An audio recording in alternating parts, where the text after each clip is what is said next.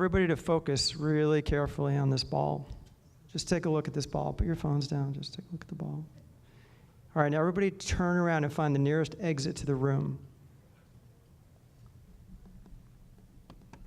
Okay, that's the first mistake you're going to make in M&A. Don't take your eye off the ball. So my background is I've been an entrepreneur my whole life. I grew up in a family of entrepreneurs. No one ever got a job in their whole life on my mother or father's side. And in 1995, I fell in love with the internet, sold everything I owned, moved onto my brother's floor in New York and started an internet company called thesquare.com, which was essentially Facebook back in 1995.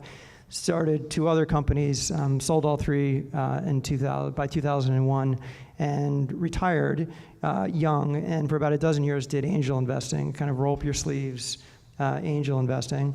And 3 years ago, really got the bug to build something myself. And of course, as an entrepreneur, no one's going to hire me. I'm not going to work for anybody else. And so what skills did I really have? And I had always been lucky/good at selling companies that I'd started or co-founded or invested in to strategic buyers and got more money than anybody thought I should have. And I thought, well, that might be a useful skill for other entrepreneurs. And if I was going to go back to work, I really wanted to enjoy my time, and I wanted to work with other entrepreneurs. So at Tuck Advisors, we focus on what's called the lower middle market, so companies that are kind of in the $5 to $50 million range of value. They're typically still owned by entrepreneur founders, and we find them great exits, typically to strategic buyers as opposed to financial buyers. M&A is really, really hard. It takes an incredible amount of time, and you really do need to keep your eye on the ball. And the question is, how do you do that? How do you keep running your business and keep focused on the people that got you there, which are your customers and your employees? How do you do that at the same time that you're running an M&A process?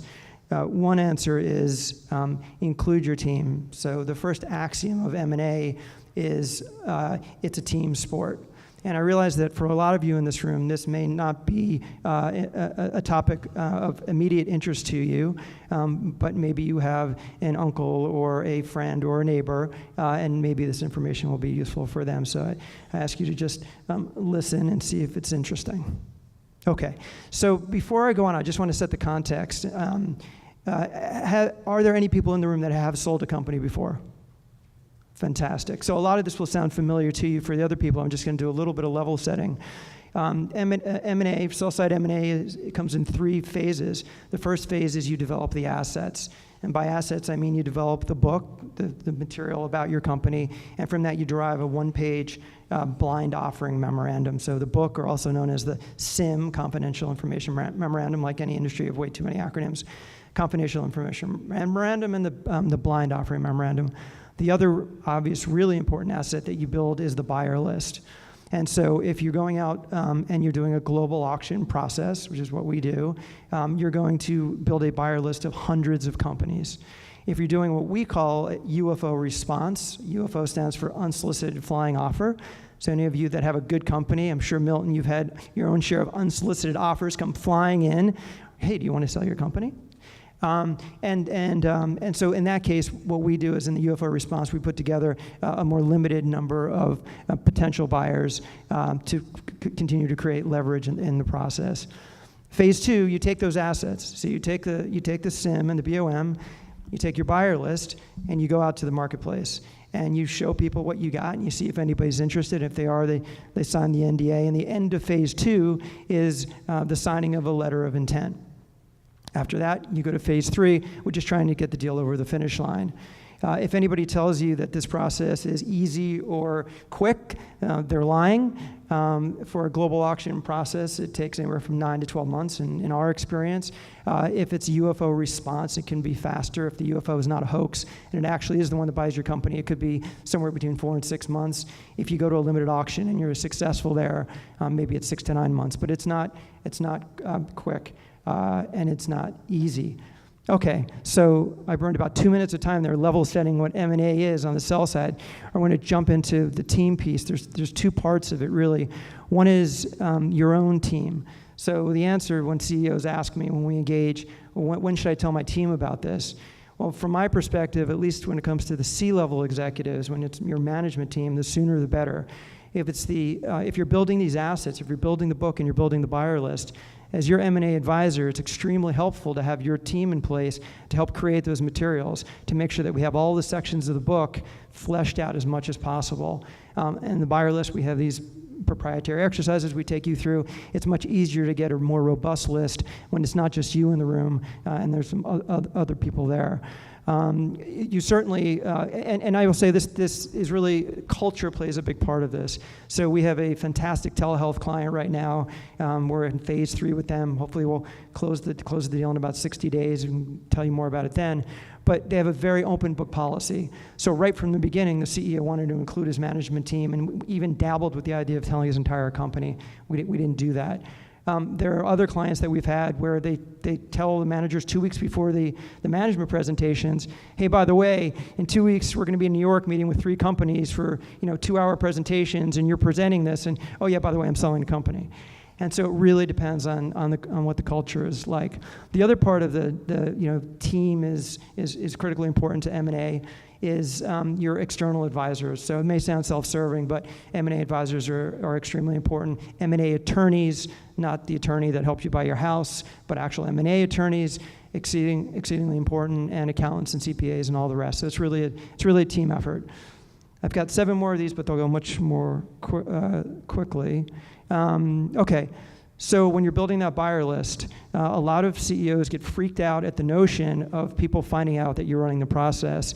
But in point of fact, about half of all transactions happen with a competitor, supplier, or customer. Why is that? Well, it's because they already know that the value that you have. And I found the hardest part of M&A is telling somebody about the value of one of my clients' companies, and they've never heard of the company.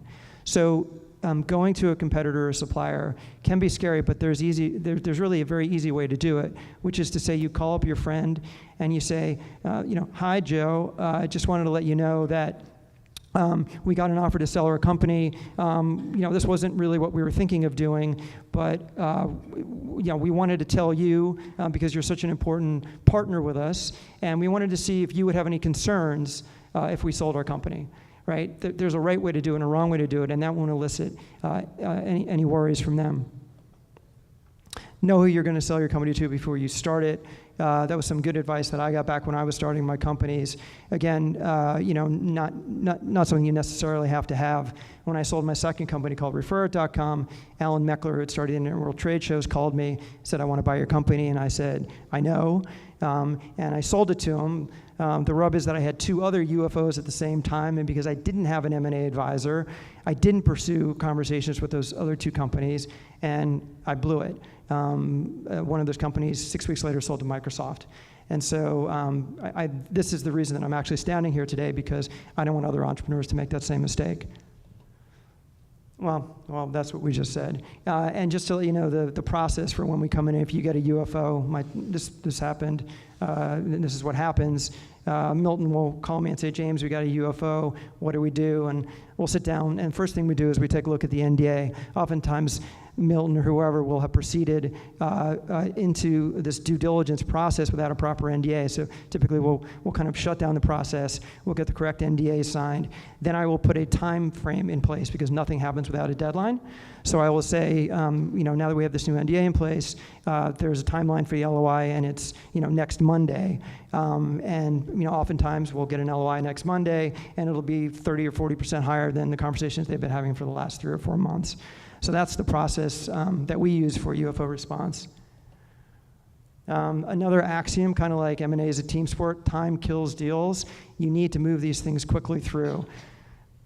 Stuff happens, right? The market changes. We get tariffs on other countries. The people, your CFO or COO quits. The buyer for your company just gets involved in their own mega billion-dollar merger. So you really want to try to push through the process as quickly as possible. like I'm trying to do for this presentation. Don't lie to your advisors. That seems pretty obvious. It's what I tell my 6-year-old son, Luke. I say, Luke, if you lie to me, I can't protect you. You'd be surprised how often it happens. And maybe it's not a lie, but maybe it's more being just myopic. And you don't understand what's important. So with our clients, starting at week 1 throughout the entire process, we have a standing weekly phone call. It goes for an hour. It usually lasts the whole hour. And I start off, agenda item number 1 every week. How's your business? Tell me about your business. And there's usually something important that happened that week that they don't think is important, but it actually has an impact on how I represent the company for sale. And 2 very mechanical points I'm going to talk about really quick. Negotiate an indemnity cap. If I sell you this ball for $1, you're going to want to, if this ball fails, there's basically a warranty, and you're going to say, within a year, I want you to give me 10 cents back on the dollar. Right? That's an indemnity cap. What lawyers typically do is they want to negotiate the indemnity cap after the LOI is signed. That's idiotic.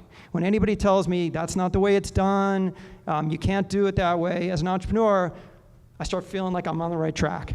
The right track is you negotiate it before, because otherwise you lose all leverage. And this is proven extremely important with clients, because once you sign the LOI and you start talking about the indemnity cap afterwards, you lost all leverage. And the last thing is keep eyes on the prize, another eyes metaphor here, but it's really important when you get down to phase 3 and you're negotiating the asset purchase deal or the stock purchase deal, and you're negotiating these reps and warranties, unless you're my wife, you're not going to win all the arguments. And so you want to make sure you focus on what's most important. And so what I tell my clients is just take 5% of the deal and put it in the garbage can in the corner, right, metaphorically. And as these small things kind of pop up, just that was meant for the garbage can. Don't worry about it. And if it's emotional stuff and it really doesn't matter, just let it go. Just focus on the end goal. This is me. If I can be helpful, please feel free to reach out anytime. Thank you very much.